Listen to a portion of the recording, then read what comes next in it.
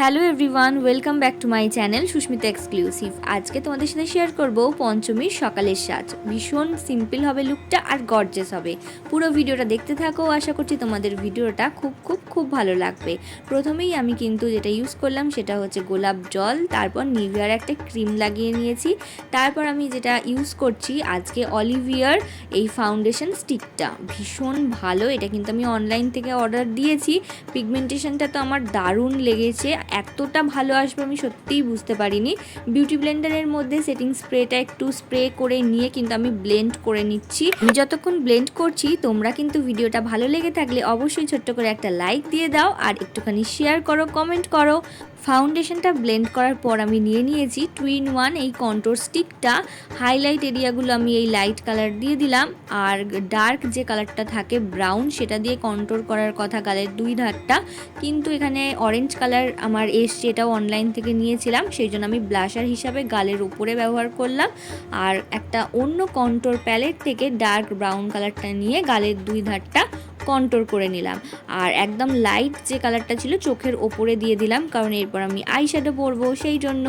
তো তার আগে হচ্ছে এখানে আমি একটু পাউডার লাগিয়ে নিচ্ছি যে কন্ট্রোর এরিয়াগুলো সেট করার জন্য। আমি কিন্তু আজকে জনসনের পাউডারটা ইউজ করলাম। জনসন ছাড়া আমি হোয়াইট টোনেরটাও ইউজ করি। হোয়াইট টোনের পাউডারটাও কিন্তু ভীষণ লাইট ওয়েট। এই দুটো পাউডার কিন্তু আমার এই জন্যই খুব ভালো লাগে। তারপর কিন্তু আমি গালের দুই ধারে আবার একটু ডার্ক ব্রাউনটা দিয়ে কন্ট্রোর করলাম। আর এখন কিন্তু অরেঞ্জ ব্লাশার দিয়ে আমি একটুখানি হালকা করে ব্লাশারটা লাগিয়ে নিচ্ছি। তারপর হাইলাইট করব বলে আমি আমার ফেভারিট হাইলাইটারটা নিয়ে নিয়েছি। তারপর আইব্রোটা ড্র করব একদম হালকা করে। তারপর আইশ্যাডো প্যালেট নিয়ে নিয়েছি। আইশ্যাডো প্যালেট থেকে আজকে একদম জামার ম্যাচিং করে আমি নিয়ে নিয়েছি একদম প্রথমে ব্রাউন কালার, যেটা আমি উপরে লাগিয়ে নিলাম একদম ক্রিজ এরিয়াটা। তারপর আমি নিয়ে নিয়েছি ডার্ক একটা পিঙ্ক কালার, দুটো পিঙ্ক আমি কিন্তু মিক্সিং করেছি। আর তারপর নিয়ে নিয়েছি এই লাইট গ্রিনটা, ওটা আমি মিডিলে দেব। আর একদম সামনের দিকে কর্নারে আমি নিয়ে নিয়েছি ইয়েলো কালার, সেটা দেব। তো দেখতেই পাচ্ছ জামার ম্যাচিং করে কিন্তু আমি আইশ্যাডোটা ভালো করে লাগিয়ে নিয়েছি। আর হাত দিয়ে ব্লেন্ড করতে আমার বেশি সুবিধা হয়, সেই জন্য কিন্তু আমি ব্রাশ ছাড়া আইশ্যাডোটা হাত দিয়েই ব্লেন্ড করি। তারপর নিয়ে নিয়েছি ব্ল্যাক কালারের লাইনার আর সাথে মাস্কারা, দুটো লাগিয়ে নিলাম। আর তারপর নিয়ে নিয়েছিলাম পিঙ্ক কালারের একটা লিপস্টিক। মুখটা ফাঁকা ফাঁকা লাগছিল, প্রথমে ভাবলাম মেরুন কালারের একটা টিপ পরবো, তারপর ভাবলাম না, রানি কালারেরই পরি। একটা ডিপ রানি কালারের টিপ পরে নিলাম। তারপর চুলটা ভালো করে আঁচড়ে একটা ম্যাচিং ক্লিপ লাগিয়ে নিলাম। আর তারপর নিয়ে নিয়েছিলাম আমার হাতে তৈরি করা একটা জুয়েলারি। এইটা কিন্তু পুরো ম্যাচিং করে বানিয়েছি। আর এই ধরনের কিন্তু হাঁসুলি জুয়েলারি এর আগে আমি পরিনি।